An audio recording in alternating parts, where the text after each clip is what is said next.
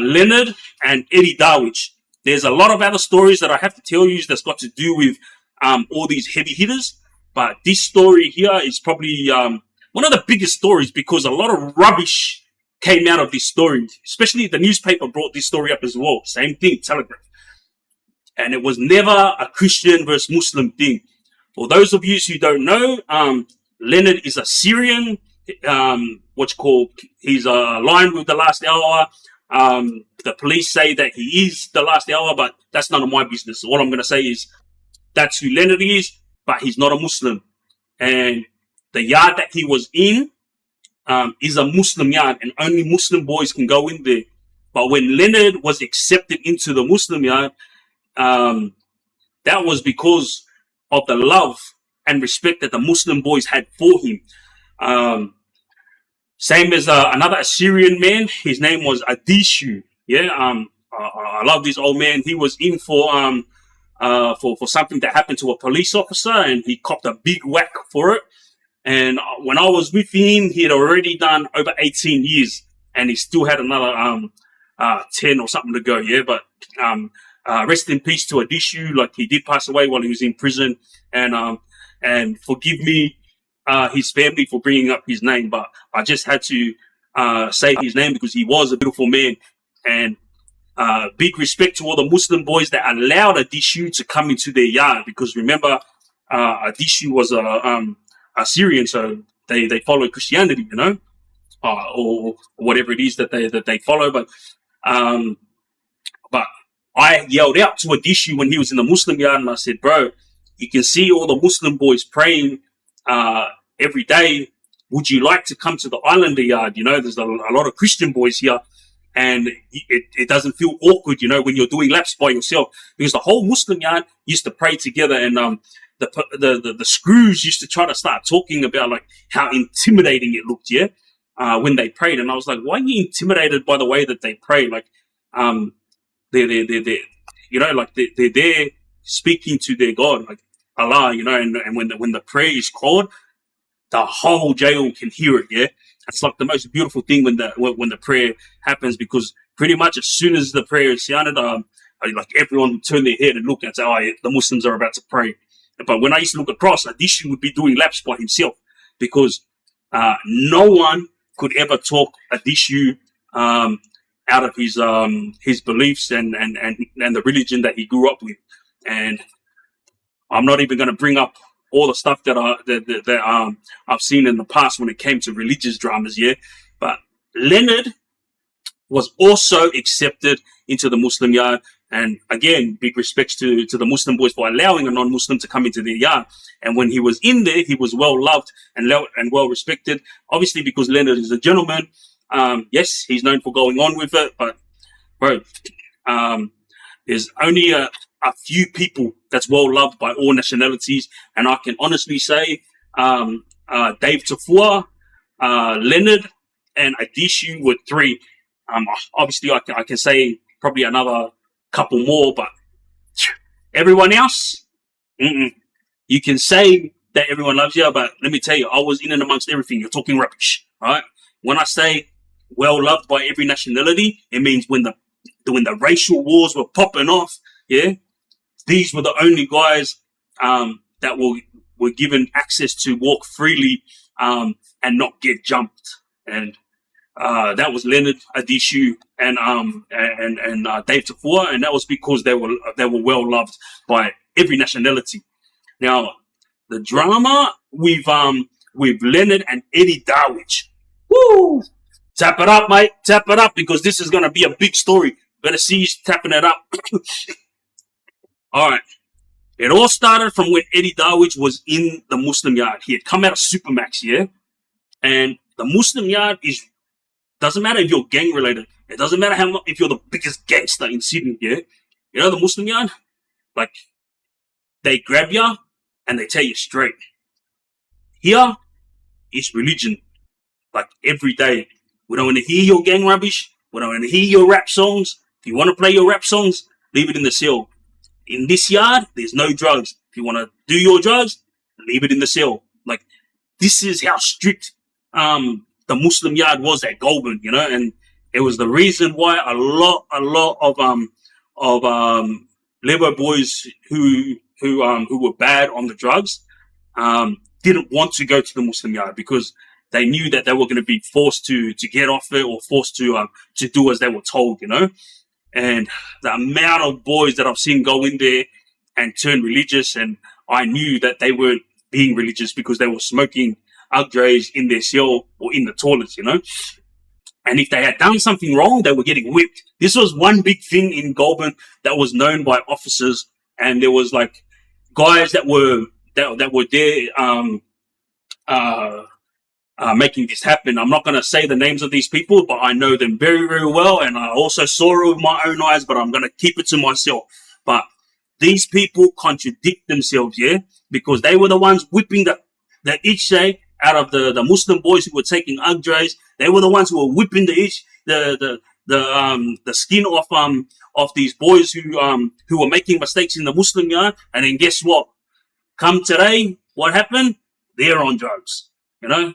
This is why I always say, like, bro, look after yourself. You want to be religious? Be religious. Like, don't go and throw your antics onto someone else, onto another young kid that's just coming in because right now you're at the top. You know, like all these guys that was in the Muslim yard throwing their weight around using the religious card and saying that they would never ever turn to crime again, that they will never ever be a gangster again. Guess what? They're all out here being gangsters, and they're all out of the prison smoking drugs. And when they were at Goulburn, they were the ones who were leading the way, saying, "You're going to get whipped because of this and that. You're going to get whipped because of this and that." And these were all young guys walking into the Muslim yard thinking, "Bro, what the hell? You're not my dad to whip me," you know. But these were the rules they had. They had to follow it because they were Muslim, yeah. And I was there, I swear to you, when this young guy was getting whipped by one of the older Muslim boys, yeah, and Mustafa did, he couldn't hack it, yeah. So he walked over and he goes, "Bro, you know, the last 20 lashes that he has to get, I think the kid got 40 lashes. And after the 20 lashes, Mustafa Deep stepped in. He goes, "Please," he goes, "I'll take his last 20 lashes. And I remember as a joke, I had gotten this long cardboard and I was running around the yard, whipping boys in my yard as a joke. We're just mucking around because I was saying to the boys, you want to muck around, this is what's going to happen to you." And I was just having a laugh, yeah. And then I remember one of the Muslim sweepers, he goes to me, "Hey, Pete, if you're going to whip, make sure your elbow's down like that, hold it tight like this." Okay. And I was like, whoa, there's even a method of whipping. These guys are crazy, bro. And then the incident that happened that day, I was actually in the pod as a sweeper, and I remember seeing Mustafa Deep walking over, and I didn't know what was going on, and I asked one of the animals, I go, "Bro, what's going on? Is Mustafa getting into some issue?" He goes, nah, because one of the younger boys got copped 40 lashes, but Mustafa's like saying he'll take the other 20. So yeah, he took the other 20 lashes for the younger guy, and all props to him. Like, he was now part of the older generation, Mustafa Deep, and this is the type of man he is. Like I told you, he's a gentleman. You know what I mean? Now, fast forward to the drama that occurred, yeah? Eddie Darwiche came in there. Obviously, everyone was doing the religious thing, reading the Quran, Friday prayers, praying 5 times a week. And he came, but instead of like following suit, he kind of like started stepping on people's toes, you know, like, I actually get along with Eddie very well. He's a good guy. Mind you, I consider him a machine. I've seen this bloke train off his head, mate. Like, for an old school guy, this guy, mate, he doesn't muck around, you know, like, chin-ups, dips, he does it all, like it's nothing, yeah? Younger guys who are like 2019 are struggling, trying to do their dips, trying to do their chin-ups. You look over at Eddie Darwiche, mate, he's pumping it like it's nothing, you know? This is the same as his Cowie, Ramsey Awad and Mustafa Deep. They used to run 2 hours, every single day, 2 hours. But this issue with Eddie Darwiche is when he walked in there, Mustafa Deep, Eddie Darwiche started stepping on boys' toes, and he was throwing his weight around a bit. I was speaking to him at the time, and obviously, like, I get along with him. But then there was a day that an incident broke out, and he had a push and shove with a few of the Muslim boys, and these Muslim boys are well loved, and they all loved Eddie Darwiche as well, But the push and shove never should have happened because the yard is supposed to be religious, and to the Muslim boys it was like Eddie was trying to bring his gang related ways from Supermax into the yard, which is what the yard didn't want. The Muslim yard wanted to keep the Muslim yard religious, and obviously they felt that he was overstepping the mark. And a few of those boys who he pushed and shoved with ended up being Leonard. Yeah. Now, exactly what happened was Leonard and another Assyrian guy. His name was Jalal. He's a little short bloke from Mount Jewel area. Yeah, he's not from Fairfield like the rest of the Assyrian boys in the last hour. This guy was from Mount Jewel ways. They went to visits on the same day as Darwiche went to visits. Now, this was all organized. Yeah, so Darwiche went to visit, thinking nothing about the other day when the pushing and shoving happened.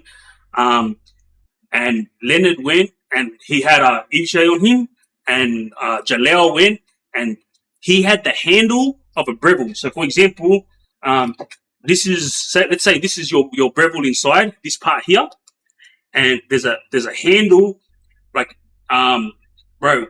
When you snap that off, I'm telling you, it's harder than a trolley pole. The reason why I'm bringing up a trolley pole is because back in the days when the juvenile gangs used to go and fight each other, they would all rip off trolley poles. And the handle of a flat Breville, mate, I'm telling you, it'll rip you in half. Like it's very, very dangerous.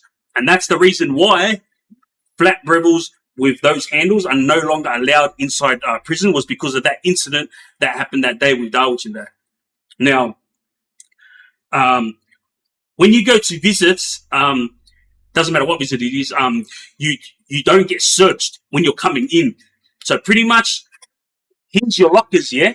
And when you walk into visits, you have to take off your clothes, and then they hand you overalls.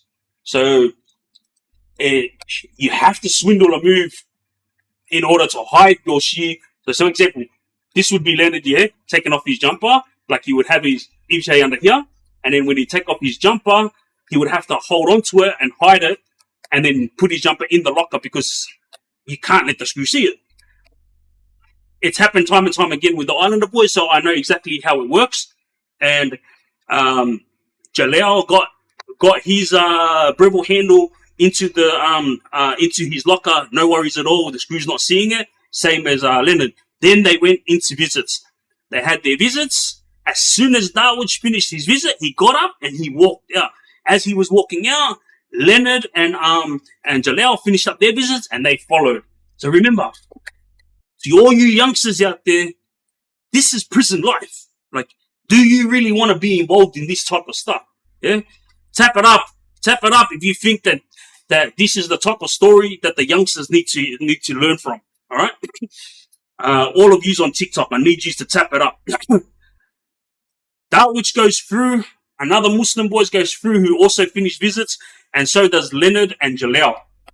All right, they go in and they get searched. Now, what happens when you get searched is, as soon as you get searched, they'll do it like 2 at a time. Unless there's no staff, they'll do it 1 at a time. So 2 at a time. Darwiche and the other Muslim guy went and got strip searched, and now they're only in their undies. Then they have to go grab their clothes. Now, you don't have to put your clothes back on in front of the screws. You can grab your clothes, go into the cell where you have to wait to go to your pod, and then you can get dressed in your cell. This is how the officers didn't see the weapons that the Syrian boys had. All right, bang. The 2 Muslim boys grab their clothes and they go get dressed inside that cell. The Syrian boys, same thing, strip searched in their undies. Then they go to their locker, and when they grab their clothes from their locker, now they've got to hold on to it tight, because if their weapon falls, they're going to immediately get tackled on the ground and they're going to get charged for having a weapon, all right? So they're holding tight on their clothes and then they walk into the cell. And remember, these boys are getting dressed, so they have to face their back, to the boys that are getting dressed, which is Eddie Darwiche and the other Muslim brother. And while they're getting dressed, they now have to make sure that Eddie doesn't see they got weapons. So remember, this is like the types of moves that happens inside prison and the types of moves that was happening in the Islander yard. So the drama that happened here is also the same rubbish that happened in the Islander yard, Soon as Jalal and Leonard secured their weapons so that Eddie Darwiche didn't see it, boom, they got let out of the cell by the screws, and now they have to walk back to their unit, all right? They're walking back to their unit, and I remember the first bar got open, and they walked through. I could hear it when I was mopping the floor, And then the second bar got open, and then they walked through. As I heard the second bar, like, because I'm a sweeper, I like going to have a look to see who's coming so I can say hi if it's one of my friends. Heard the second bar open and then I ran over. As I ran over, I looked like that. Now remember, I told you guys, I was there the day it happened and I saw it. Exactly everything that I saw is going to be presented to you guys now. Not all the rubbish that you hear from everyone. It was Christians versus Muslims. It was Syrians versus Libers. No, it was just that incident that had to be fixed because of the pushing and shoving. All right. So I was up the top when I looked and I seen Eddie Darwiche walking, and there was Leonard, who was just like catching up, and then the other Lebanese fella, and then Jalal was hanging back. All right. Eddie was walking. Out of nowhere, Leonard jumps in the air, comes down, boom, it was on. The Ibshang was just going hard out, Like, Leonard was just going to town on Darwiche, and Darwiche was just shocked. So when he went down, he covered up, and he was trying to get out of it, but Leonard had him covered every angle he turned, every angle he tried to move. Leonard was just like going to town with him, The other Lebanese fella, he wasn't trying to get involved. He was just trying to like go and stop it. But then Jalal come running from the side with the rebel handle and smack straight across the face and started going to town on him, pretty much, now you got two of the Lebanese boys getting attacked by two Assyrian boys who have both got weapons. And by the time the screws came there and started shooting, no one had been dropped. Like all the four boys that was there getting into this fight, no one had been dropped. Pretty much Darwiche was covering up. He was trying to get up, but he couldn't. Like Leonard was all over him, And then the other fellow who had nothing to do with it, like he just got hammered just because it looked like he was gonna be trying to get involved, But I give it to Darwiche because once the gas started shooting in that, like he pulled back and like mate, he had blood pissing from everywhere, but he was still standing. But if you guys see Darwiche and Leonard, you wouldn't think it's like an even fight. Like, but Leonard is he's got big balls, like he's got big courage, but he's also got respect. So I'm not gonna talk out of school on this one, but let me tell you something. The incident that happened that day, all right, it needed to happen because the Muslim boys wanted their yard to be religious again, all right? So there was none of this, Darwiche came out of there and then he started swinging haymakers and he was going on. No, there's none of that. He was covered up the whole time. And yes, he tried to come out of there to try to fight, but he couldn't because Leonard was all over him. Like, you just imagine like an Ibshang coming down and you're trying to get away from it. Like you're literally trying to stay away from the ape lady. So that's pretty much what he was doing. But as soon as he got away from Leonard's grip, that's when like he came up and he was like going off, but it was too late. The screws were there and they stopped it, And the Assyrian boys came out on top on that day, and then they got taken to Segro. All of them got taken to Segro. The very moment that happened, there was a Syrian guy who was still in the Muslim yard. I didn't know he was a Syrian at the time, but apparently, like, this guy gets along with the Lebanese boys as well. He got jumped because of what happened, yeah? But it was a bit weird because everyone ended up in Segro. I was in Segro as well at the time when those boys went to Segro. So after that incident, I went to Segro a couple of days later for something stupid that I did. So I was in there with them, and I was with Darwiche, and I remember being next to him, and a couple of weeks later, and he started going off. And I was thinking, bro, what's going on? I was listening, and he was like, "What do you mean my yard doesn't want me back?" And the governor was like, "Mate, they don't want you back in the yard." He goes, "Get the F out of here." He goes, "Call Ramsey, call this person, call that person." He was going off. He goes, "Mate," he goes, "I'm a Muslim." He goes, "I'm Lebanese." He goes, "That's my yard." He goes, "I'm allowed to go back to my yard. That's my brothers in there, you know." He was going off his head. And the governor kept saying to me, he goes, "Mate, I can't let you back out. They don't want you back." And I was sitting there to myself, and I was like, "Wait, that's not right." The boy's not letting Eddie come back to the yard. I go, "You can't do that." I'm like, tell the screw not to let someone come back into the yard. Like, that's a shit go. Like, like, even if he's being a bully or if he's throwing his weight around, if he wants to be a gangster, then he will be dealt with accordingly. But he needs to come out. If you're gonna, do what you got to do to keep the yard religious. But I was there. I heard it with my own ears. The governor said it. He said, "Your boys don't want you back in the yard." And I remember when I got out of Segro, I confronted one of the Muslim boys, and I'm not going to say his name. And I said it to him. I said to him, "Bro, like, what happened?" Like, and he said, "What do you mean?" And I said, "I was there in Segro with Eddie, and the governor was telling him that you guys don't want him back in the yard." I go, "What happened there? You can't do that." I said, in the Islander yard, I go, if we have to sort out internal dramas, that person will be dealt with accordingly, but we wouldn't tell the screws, don't bring him out.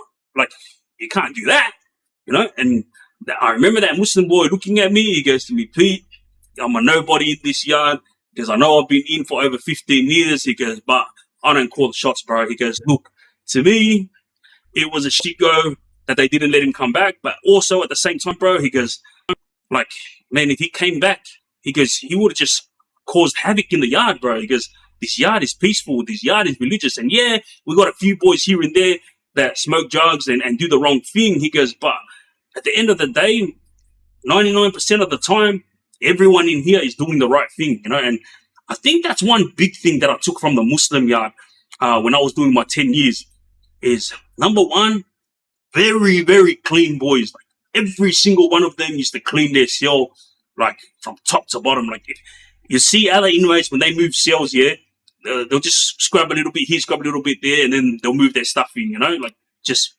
dust up the rubbish. The Muslims, what they do, they'll take everything out, and then they'll throw water all on the roof, all on the sides, and they'll scrub the hell out of it. Like, it's their home now, that bedroom, For all of you guys on TikTok that's looking at this cell, obviously this is a Supermax cell. It's not what the cell looks like in the main. But even when I was in Supermax, every time in Supermax you have to move every 28 days, yeah. So every time I used to move, I would move into a Muslim boy cell because majority of the boys that are in Supermax are Muslim boys. And I'm telling you, every time I moved into a cell, it was spotless. Like, the boys would scrub the hell out of it. So every time I would move in there, I was like always happy, It's not like other prisons where you move into a cell and you're like, "Oh, bro," holding your nose, BO, stink everywhere, like it's putrid, yeah. But with Darwiche and Leonard, that was a situation that broke out, and Eddie Darwiche, never ever forgot it. Like, he attacked 2 Assyrians like throughout his time in the main, and still this guy like holds a grudge, obviously because he's a gangster. Like, you can't take that away from the guy, And I understand what the Muslim boys were doing when they didn't let him back in the yard. Like, yeah, now that I'm older and wiser, I understand it was the right choice, because they were all trying to keep the yard spotless, But when Eddie got moved to other prisons, mate, he he caused like a ruckus, like everywhere he went. Um, if he wasn't attacking Assyrians, he was attacking boys that were close to the Assyrian boys. You know, whether they were other nationalities, he didn't care. And just like Leonard, yeah, you can't take it away from him. He's as gangster as it gets as well. And my reason for telling you guys this story is because you guys who are listening and watching right now, that are in and amongst the gang stuff, but this is what you're going to be going through when you're coming to prison, you know, or going to prison, you know, because grudge holders is the biggest thing, you know. You think that people would leave the past in the past. In prison, it doesn't happen like that. No one forgets the past, you know.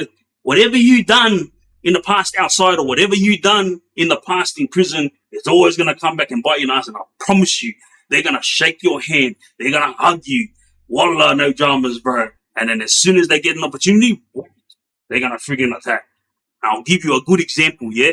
At Silverwater Prison, I'm not going to name the name of the older guy that shook this young guy's hand, yeah?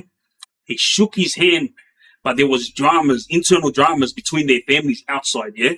And this older guy shook his hand, the young fella, and said to him, all good, what's happening outside, we'll leave it outside, yeah? 3 days after this older guy shook this young guy's hand, the young guy was sitting on a table and he was just facing the office, and there's cameras everywhere on him, yeah? He's just sitting there facing the office, and he was just minding his own business. He had no newspaper. He wasn't eating or nothing. He was just sitting there on a chair by himself and just looking towards the office like this. Guess what happened? Guy come from the side, big A blade like this, and went to town on him all over his head. After the older guy said there'll be no dramas and shook his hand. This is prison life. Real prison life, alright? I swear to you, I was there on the day when they came and stretching him out, and there was Adlai from there all the way to the nurse's office, all the way into the friggin' ambulance that took him, and then they couldn't take him to the hospital because he was eating Blake out, so they had to airlift him out of there to save his life. This guy all over the top of his head, bro. And it was the ugliest scene. But the most ugliest thing that I seen that day was the fact that I saw with my own eyes the older guy shake his hand and say, all good with the dramas outside.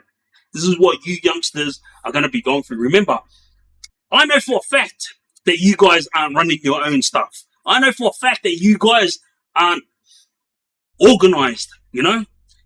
I know for a fact that you guys are running for someone, or you are listening to someone that's in the background who are helping you guys make money, who are helping you roll around in your Rolex, your little Gucci hat, your little freaking side Louis Vuitton bag. I know where you guys are getting it from, yeah?